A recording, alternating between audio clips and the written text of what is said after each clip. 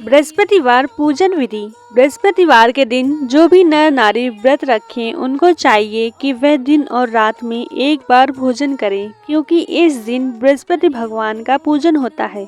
भोजन पीले चने की दाल आदि का करना चाहिए, नमक नहीं खाना चाहिए। पूजन में पीले फूलों और पीले चंदन का प्रयोग करना चाहिए। पूजन के बाद प्रेम पूर्वक गुरु महाराज की कथा सुननी चाहिए। इस व्रत को करने से मन वांछित फल की प्राप्ति होती है और बृहस्पति महाराज अति प्रसन्न होते हैं।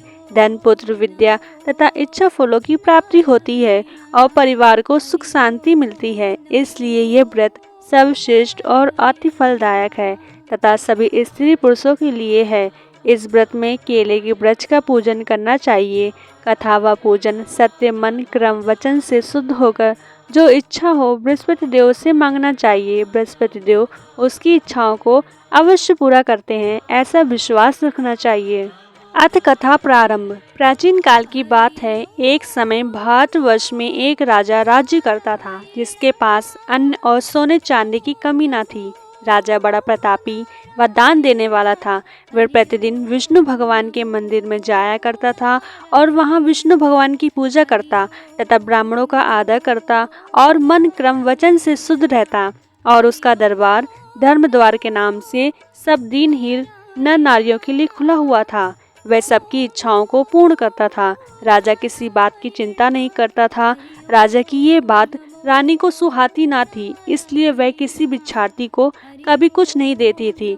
दिन रात घर के कामों में व्यस्त रहती थी, व्रत भी नहीं करती थी और राजा को भी व्रत करने के लिए मना करती थी।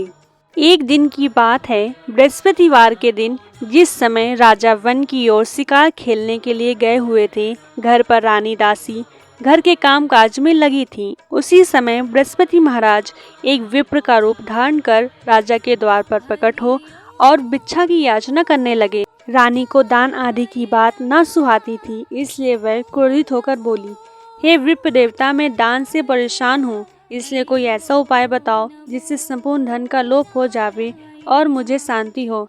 विप्र रानी की बात सुनकर आश्चर्य में पड़ गए और सोचने लगे, आज तक मुझे कोई भी स्त्री नहीं दिखी जिसको धन आदि की तनिक भी इच्छा ना हो और वह धन से घृणा करती हो। इसलिए विप्र ने रानी से कहा, हे रानी, तुम बहुत ही विचित्र स्त्री हो। मैंने आज तक कोई ऐसी स्त्री नहीं देखी जिसे धन और पुत्र की चाह ना हो।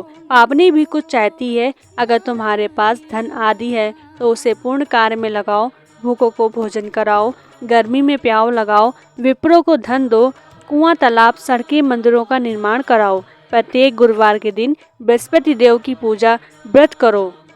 कथा सुनो, जिससे स्वर्ग की प्राप्ति होगी, अति सुख मिलेगा और कुल का नाम उज्जवल होगा। रानी इन बातों को सुनकर और क्रोधित होने लगी और बोली, हे विप्र देवता, यह सब कार्य मेरे पति देव करते हैं, पर मुझे यह सब नहीं सुहाता है, इसलिए आप इस तरह के सुझावों को मेरे सामने प्रस्तुत ना करें और यह उपाय बतावें जिससे संपूर्ण धन नष्ट हो जाए।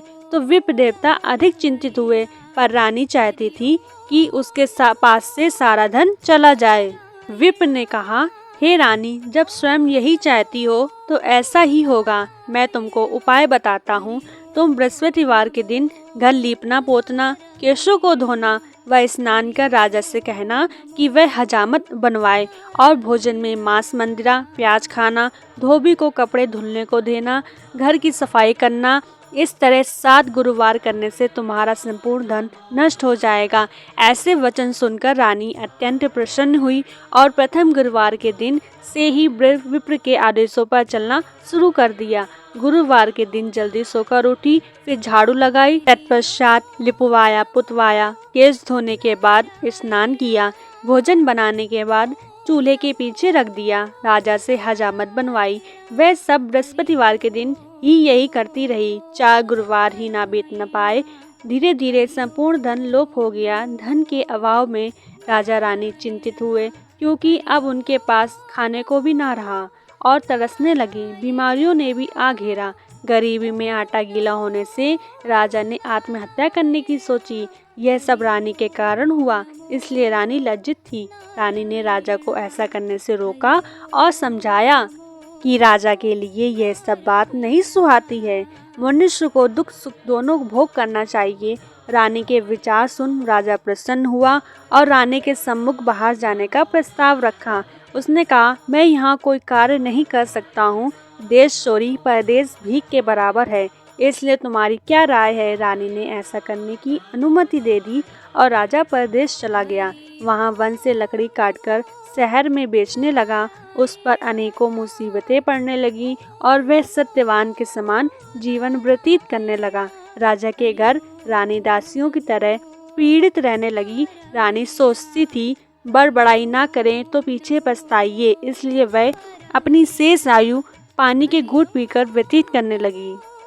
कई दिनों तक भोजन नहीं मिलता था। एक दिन रानी को जब बिना भोजन के 7 दिन व्यतीत हो गए तो उसने दासी से कहा, अरे दासी, यहाँ पास ही मेरी बहन रहती है, तो उसके पास जाकर कुछ अन्न ले आ, जिससे कुछ समय कट जाएगा। रानी की आज्ञा पाकर दासी बहन के यहाँ गई।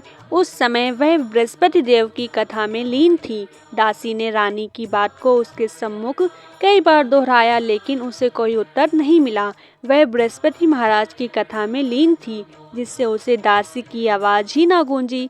क्रोधित हो महल की ओर वापस चल दी। पहुंचने पर वह बोली, तुम्हारी बहन तो बहुत अमीर है, इन छोटे की ओर जरा भी ध्यान नहीं करती है। मैंने तुम्हारी बात को कई बार दोहराई, परंतु वह हूँ से हाँ ना करी। रानी ने कहा, दासी, इसमें किसी का क्या दोष है। आपत्ति आने पर अपने भी पराये हो जाते हैं। दुष्ट व मित्र की परख इसी समय की जा सकती है। जो भगवान चाहेगा वही होगा। कोई भी भाग्य तो नहीं बदल सकता। यह सब हमारी किस्मत का फल है, भोग रहे हैं। ऐसा कहकर उसकी आंखों में आंसू आ गए। बृहस्पति महाराज की कथा के पश्चात उसे दासी का ख्याल आया। जब वह वहां ना दिखी तो अत्यंत दुखी हुई। वह बहन के घर आई और बोली कि मैं बृहस्पति की कथा में लगी थी।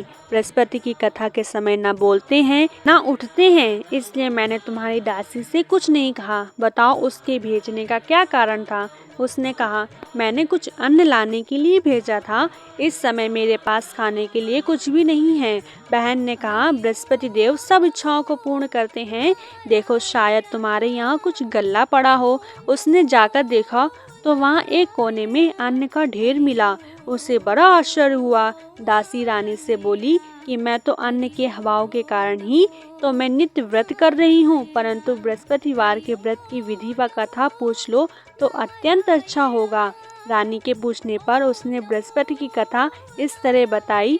एक समय की बात है कि एक गरीब विप्र था जो संतान के अभाव से बहुत चिंतित था। उसकी स्त्री दरिद्र थी। वह बिना स्नान व पूजा किए ही भोजन करती थी, उसके बाद और सब काम करती, जिससे विप्र और भी दुखी था। उसने अपनी पत्नी को बहुत बार समझाया, परंतु वह नहीं मानती थी। विप्र एक मंदिर का पुजारी था और वहीं पर रहता भी था। भगवान की कृपा से उसकी औरत के गर्भ हुआ और कुछ मास बाद उसकी एक कन्या पैदा हुई। कन्या दिन प्रतिदिन बड़ी होने लगी। वह लड़की रोजाना नहाकर विष्णु भगवान की पूजा तथा प्रति गुरुवार को व्रत करती थी। पूजा के बाद रोजाना पाठशाला जाया करती थी। जाते समय एक मुट्ठी भर जौ ले जाती थी, जिससे वह रास्ते में बिखेर दिया करती थी। बृहस्पति महाराज की कृपा से वे जौ सोने में परिवर्तित हो जाया करते थे और वह लड़की घर लौटते समय उन जौ को बीन लेती थी। एक दिन लड़की सूप में जौ साफ कर रही थी। पिता बोले, सोने के जौ फटकाने के लिए सोने का सूप शोभा देता है। गुरुवार को लड़की ने व्रत रखा और गुरुदेव से सोने के सूप की मांग की। गुरुदेव जी ने लड़की की बात स्वीकार कर ली। जब पुत्री पाठशाला से लौटते समय अपने बिखरे हुए जौ उठाती थी, तभी उसे एक सोने का सूप मिला। वह उसे भी उठा लाई और अधिक खुश थी। फिर सोने के जौ सोने के सूप में साफ करने लगी, परंतु उसकी माँ की आदत फिर भी ना बदली। एक दिन जब वह जौ साफ कर रही थी, उधर से राजकुमार आया और उसकी नज़र उस लड़की पर गई। उसे देखकर मोहित हो गया और घर में परेशान सा था। फिर कुछ खाए पिए बगीचे में घूमने लगा। राजा ने राजकुमार के पास जाकर पूछा, कुछ परेशान लगते हो, तुम्हें क्या कष्ट है, उसे बताओ, मैं उसे दूर करने का उपाय करूँगा। राजकुमार बोला, पिताजी आपकी कृपा से मुझे कोई कष्ट नहीं है, परंतु मैं उस लड़की से ब्याह करूंगा जो सोने के सूप में जो साफ कर रही थी। राजा को आश्चर्य हुआ और बोला, बेटा तुम ऐसी लड़की का पता बताओ, मैं तेरा ब्याह अवश्य कर दूंगा। राजा ने मंत्री को विप्र के पास भेजा और मंत्री ने विप्र को सब बात बता दी। वह अपनी लड़की की शादी राजकुमार के साथ करने को तैयार हो गया। कुछ समय बाद लड़की की शादी का समय निकट आया तो विप्र को धन की अत्यधिक चिंता हुई, जिससे कि वह अपनी लड़की की शादी राजकुमार के साथ धूमधाम से कर सके।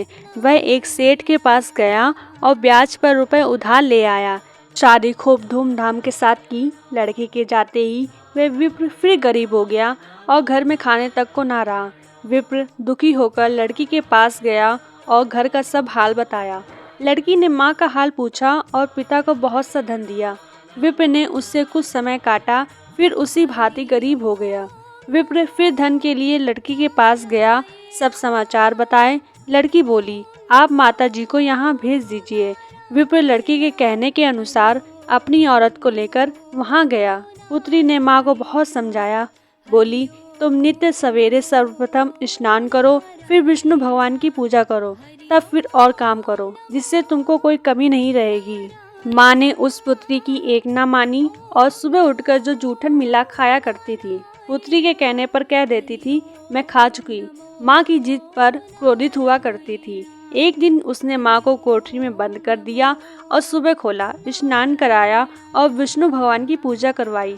तब माँ की बुद्धि ठीक हुई। तब से उसने बृहस्पति का व्रत रखना शुरू कर दिया, जिससे उसे अत्यधिक धन की प्राप्ति हुई।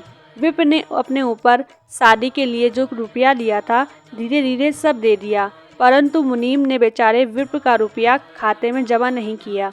वह रुपया खुद हजम कर गया। तो सेठ ने मुनीम से पूछा कि ब्राह्मण ने कितना रुपया तुमको वापस दिया है। तब मुनीम खाता देखने लगा और सेठ से बोला कि हे सेठ, उसने अभी हमें एक पाई भी नहीं चुकाई। यह सुन सेठ बड़ा क्रोधित हुआ और उस विप्र को बुलाकर बोला, तूने अभी तक एक पाई भी नहीं दिया है, इसका क्या कारण है। विप्र साहूकार से बोला, मैंने मुनीम को एक एक पाई चुका दी है, अब हमारे ऊपर आपका कोई उधार शेष नहीं है। साहूकार बोला, अगर तूने रुपया दे दिया होता तो मेरे खाते में जमा होता। रुपया किसके सामने दिया है, इसका कौन गवाह है। विप्र बोला, मेरा कोई गवाह नहीं है, मैं जिस ईश्वर की पूजा करता हूँ वह जगदीश मेरा गवाह है। सेठ ने क्रोधित हो विप्र को घर से निकाल दिया और बोला, शीघ्र ही रुपया चुकाओ, नहीं नालिश कर दूंगा। विप्र ने कई मास बीतने पर रुपया नहीं दिया, क्योंकि वह सब दे चुका था। सेठ ने विप्र के ऊपर नालिश कर दी। जब वह राजा के सामने पेश किया गया तो सेठ ने कहा, मैंने इसको कर्ज में रुपया दिया था, इसने अभी तक मुझे कुछ नहीं लौटाया और कहता है कि मैंने आपकी रकम लौटा दी। अब कैसा रुपया। जब मुनीम से पूछा गया तो मुनीम बोला, अभी इसने कुछ नहीं लौटाया, खाते भी इसके गवाह हैं, इसने अभी तक कुछ रुपया नहीं दिया। विप्र बोला, हे राजा, मैंने मुनीम को सारा रुपया दे दिया है, इसके लिए हमारे जगदीश गवाह हैं। विप्र के बयान के अनुसार जगदीश को 3 बार आवाज दी गई। बृहस्पति देव ने अपने भक्त पर मुसीबत और लगन देख वह स्वयं साधु के रूप में जगदीश के नाम पर तीसरी बार आवाज देने पर प्रकट हो गए और बोले, मैं जगदीश हूँ, मेरे सामने ही इसने सेठ के रुपए दे दिए हैं। वह खाते के पन्ने व नंबर भी बता दिया, जिसमें विप्र के सब रुपए जमा हुए थे। बृहस्पति देव ने इतना बताया और लोप हो गए। सब आश्चर्य में पड़ गए कि ये जगदीश यहाँ कैसे आ गए। सेठ और मुनीम अपना सा मुँह लेकर वापस चले गए। विप्र मरने पर स्वर्ग को प्राप्त हुआ। उन्हीं ने बताया कि बृहस्पतिवार का व्रत रखने से मनचाहे फल मिलते हैं। उस दिन से रानी और दासी बृहस्पति की पूजा तथा व्रत करने का निश्चय किया। रानी और दासी ने गुरुवार के दिन व्रत रखा। दासी पड़ोस से चने की दाल और गुड़ मांग लाई और उसी ने गुरुदेव महाराज का पूजन किया। खाने में पीले भोजन की जरूरत हुई, जिसके लिए रानी और दुखी हुई। गुरुदेव महाराज दोनों के प्रेम को देखकर बहुत खुश हुए और उनका कष्ट देखा ना गया तो रानी के द्वार पर 2 थाल में पीले भोजन को लेकर प्रकट हो गए। दासी को दोनों थाल देते हुए गुरुदेव ने कहा, ये भोजन तुम्हारे और रानी के लिए है। इतना कहकर गुरुदेव महाराज लोप हो गए। दासी अत्यंत खुश हुई और उसने रानी से खाना खाने को कहा। रानी को ये बात मालूम ना थी, इसलिए वह बोली, दासी क्यों मेरी हंसी उड़ा रही है? दासी ने कहा, मैं हंसी नहीं करती हूँ, अभी एक साधु 2 थालों में खाना दे गया है और दोनों को खाने के लिए कहा है। रानी और दासी पहले गुरुदेव को प्रणाम किया और फिर खाना खाया। उस दिन से उन दोनों ने हर गुरुवार के दिन गुरुवार का व्रत विष्णु भगवान की पूजा करना शुरू कर दिया। गुरुदेव महाराज अति खुश हुए और रानी और दासी पहले की भांति धनयुक्त हो गईं। रानी ने फिर आलस करना शुरू कर दिया। दासी ने रानी से कहा, तुम पहले इसी प्रकार आलस्य किया करती थी, इसलिए धन का लोप हो गया था। अन्न के कारण हमें बहुत से दुखों का सामना करना पड़ा और राजा का भी अभी कोई समाचार नहीं मिला, इसलिए अब इस धन को पूर्ण कार्य में लगाओ, जैसे कुआं, तालाब, मंदिर, बगीचे, सड़क आदि बनवाओ। विप्रों को दान दो, गरीबों की इच्छाओं की संतुष्टि करो, गर्मियों में प्याओ, कुंवारी कन्याओं का विवाह करो, जिससे तुमको शांति मिलेगी और कुल का नाम ऊंचा होगा। पितर खुश होंगे और राजा का भी पता लग जाएगा। रानी ने दासी के कथनानुसार सब काम किए, जिससे उसको यश की प्राप्ति हुई।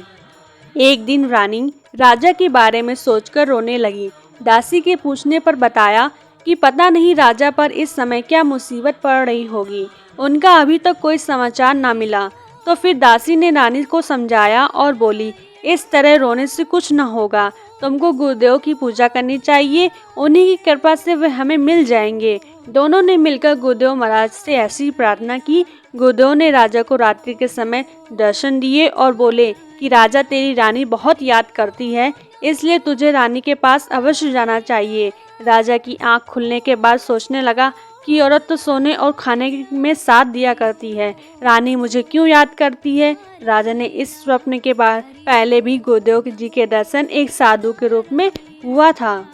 जिस समय विदेश में राजा जंगल से लकड़ी ला शहर में बेचता था, एक दिन राजा लकड़ी काटता था और पुरानी बातें सोचकर दुखी था। उसी दिन गुरुदेव महाराज एक साधु के भेष में आए और राजा से चिंता का कारण पूछा। राजा के नेत्रों में आंसू आ गए। उसने धैर्य से साधु के चरणों में शीश नवाया और बोले, हे गुरुदेव, आप सब जानते हैं। राजा ने सारी बात बताई और बोला, साधु दयालु होते हैं, आप मुझ पर कृपा करें जिससे मेरे सब दुख दूर हो जाएं। साधु ने बताया, तेरी औरत ने गुरुदेव महाराज का अनादर किया, जिससे तेरी यह दशा हुई। अब चिंता ना करो, भगवान पहले से भी ज्यादा धन देंगे। तेरी औरत ने बृहस्पतिवार का व्रत रखना शुरू किया है। अब तुम्हें भी चाहिए कि तुम खुद व्रत रहो, गुरुदेव महाराज की पूजा विधि से करो, जिससे कि भगवान तेरी सब इच्छाएं पूरी करेंगे। आज तुम चिंता ना करो। राजा ने साधु को खुश देखकर बोला कि मेरे पास इतना भी धन नहीं है कि जो मैं रानी के समाचार जान सकूं। साधु ने राजा को बृहस्पति देव की कहानी सुनाई और लोप हो गए। राजा को गुरुवार के दिन दूना धन मिला, जिससे उसने विष्णु की पूजा की, परंतु कथा को भूल गया। एक दिन उस नगर के राजा ने विशाल यज्ञ किया और नगर में यह सूचना दे दी कि कोई व्यक्ति अपने घर में चूल्हा न जलाए।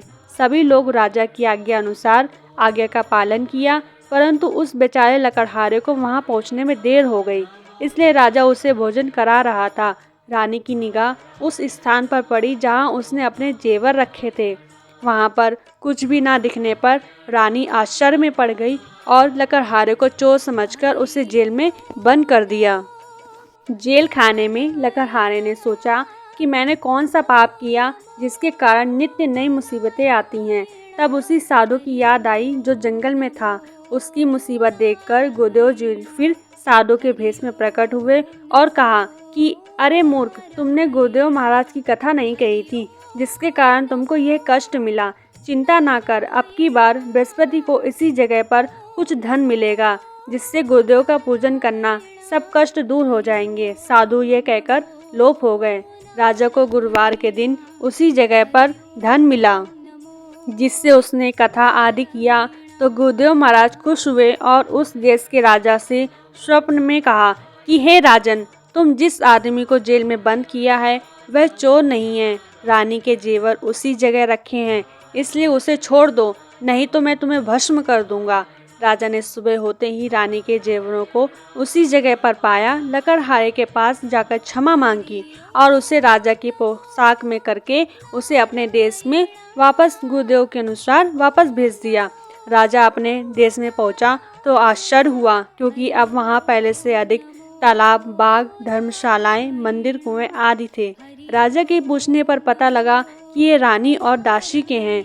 तब राजा को आश्चर्य हुआ और क्रोध आया। रानी को जब राजा का समाचार मिला तो वह द्वार पर आई और पति से मिलकर बहुत खुश हुई। राजा ने क्रोध में आकर अपनी तलवार निकाल ली और पूछा, ये धन कहाँ से आया? तब रानी बोली, ये धन गुरुदेव के व्रत से प्राप्त हुआ है। राजा का क्रोध शांत हुआ और उस दिन से 3 बार गुरुवार की कथा और पूजन करना शुरू कर दिया। नित्य व्रत करने लगा। राजा के पास हर समय चने की दाल रहती थी। राजा एक दिन अपनी बहन के घर जा रहा था। रास्ते में एक मुर्दा मिला जिसे कुछ लोग शमशान लिए जा रहे थे। राजा ने उनको रोका और बोले, आप मेरे गुरुदेव महाराज की कथा सुन लीजिए। वे सोचने लगे कि ये बड़ा मूर्ख है, हमारा तो आदमी मर गया है और इससे शरारत सूझी है, परंतु कुछ लोग सुनने के लिए राजी हो गए। राजा ने चने की दाल लेकर फिर कथा शुरू की। तब बीच में मुर्दा हिलने लगा और राम राम कहकर खड़ा हो गया। तब राजा ने चने की दाल दी और व्रत व पूजा करने का आदेश दिया। सब अपने घर चले गए। मार्ग में राजा को एक औरत मिली। उसके लड़के को सांप ने डस लिया था। वह रो रही थी। राजा ने उससे भी बृहस्पति की कथा सुनने को कहा, परंतु पहले वह औरत राजी ना हुई, बाद में राजी हो गई और कथा के अंत में पुत्र अच्छा हो गया। राजा ने औरत को चने की दाल दी और व्रत करने को कहा। राजा बहन के घर चला। आगे एक किसान जो खेत जोत रहा था। राजा ने उसे कथा सुनने को कहा। तब वह बोला, जाओ तुम अपना काम करो, हम इस समय कुछ नहीं सुनेंगे जब तक खेत जोत लूँगा। राजा आगे बढ़ा तो उसके बैल चोट लगने से गिर गया और उसके सिर पर तेज दर्द हुआ। जब उसकी माँ खाना लेकर आई और पुत्र से सब हाल जाना तो राजा के पास गई और बोली, मैं कथा सुनूंगी। राजा ने उसे कथा सुनाई, जिससे किसान और बैल दोनों ठीक हो गए। राजा बुढ़िया से गुरुवार की कथा व्रत करने को कहा। राजा बहन के यहाँ पहुंचा तो बड़ा आदर सत्कार हुआ। सवेरे राजा सोकर उठा तो देखा सब लोग भोजन कर रहे हैं। बहन से पूछा तो पता चला यहाँ सब लोग पहले भोजन बाद में काम करते हैं। राजा बोला, यहाँ कोई ऐसा व्यक्ति है जिसने भोजन ना किया हो? मैं ऐसे आदमी को कथा सुनाऊंगा। बहन बोली, यहाँ कोई ऐसा व्यक्ति नहीं है, मैं पड़ोस में जाकर देखती हूँ। पड़ोस में एक किसान का पुत्र था जो बीमारी से बहुत दिनों से खाना नहीं खाया था। राजा ने वहां जाकर बृहस्पति की कथा सुनाई, जिससे उसके पुत्र का बुखार ठीक हो गया और बाद में सब लोगों ने भोजन किया। राजा बहन से बोला, मैं घर वापस जाऊंगा, तुम भी तैयार हो जाओ। सास ने बहू को जाने से कहा, परंतु पुत्र को नहीं। राजा बोला, जब पुत्र नहीं जाएगा तो बहन जाकर क्या करेगी? सास ने लड़के को जाने के लिए इसलिए मना किया क्योंकि राजा की कोई संतान न थी। राजा दुखी हो अकेला लौट आया। राजा ने रानी से कहा, मेरी कोई संतान नहीं जिससे मेरा वंश चले, इसलिए हमारा जीवन बेकार है। रानी राजा को धैर्य दे बोली, जब गुरुदेव जी हमारी सभी इच्छाएं पूर्ण की तो अब वे संतान भी देंगे। रानी के कुछ माह बाद गर्भ हुआ, जिससे उसे पुत्र की प्राप्ति हुई। राजा ने रानी से कहा, औरत बिना पुत्र रह सकती है, परंतु जब मेरी बहन आए तो उससे कुछ न कहना। रानी बोली, ठीक है। राजा की बहन को जब ये हाल मिला तो बधाई संदेश लेकर आई। रानी बोली, घोड़ा चढ़ नहीं आई? बहन बोली, अगर हम ऐसा ना कहते तो तुमको पुत्र कैसे प्राप्त होता? जो भी मन क्रम वचन से शुद्ध हो, कथा सुनता है, विधि पूर्वक व्रत करता है, उसको गुरुदेव बृहस्पति भगवान की कृपा से मनोवांछित फल मिलता है। बोलो श्री बृहस्पति देव भगवान की जय। आरती श्री बृहस्पति जी की। ओम जय बृहस्पति देवा, स्वामी जय बृहस्पति देवा। श्रद्धा भक्ति बढ़ाओ, तुम संतन की सेवा। ओम जय बृहस्पति देवा। पार ब्रह्म परमेश्वर तुम मेरे स्वामी। ज्ञान न जानू ध्यान न जानू, नित्य करत सेवा। ओम जय बृहस्पति देवा। तुम बिन और न दूजा, आस करूं किसकी। ब्रह्मा विष्णु सदा शिव, गुरु व्रत धारी। ओम जय बृहस्पति देवा। गुरु बिन ध्यान न होवे, कोटि जतन कीजे, स्वामी कोटि जतन कीजे। जय मोह विनाशक, भय बंधन हारी, ओम जय बृहस्पति देवा। पार ब्रह्म परमेश्वर, तुम सबके प्राणपति, स्वामी तुम सबके प्राणपति। वेद पुराण बखानत, गुरु महिमा भारी, ओम जय बृहस्पति देवा। बृहस्पति जी की आरती जो कोई गावे, स्वामी प्रेम सहित गावे। दर्शन पावे जो कोई, संत करे सेवा, ओम जय बृहस्पति देवा। ओम जय बृहस्पति देवा, स्वामी जय बृहस्पति देवा। श्रद्धा भक्ति बढ़ाओ, तुम संतन की सेवा, ओम जय बृहस्पति देवा। गुरुवार की कथा जो सुनावे आन तर जावे, सिंधु से निश्चय हो कल्याण। गुरु ब्रह्मा गुरु विष्णु गुरुदेव महेश्वरी, गुरु साक्षात परम ब्रह्म तस्मै श्री गुरुवे नमः। श्री बृहस्पति महाराज की जय, श्री विष्णु भगवान की जय।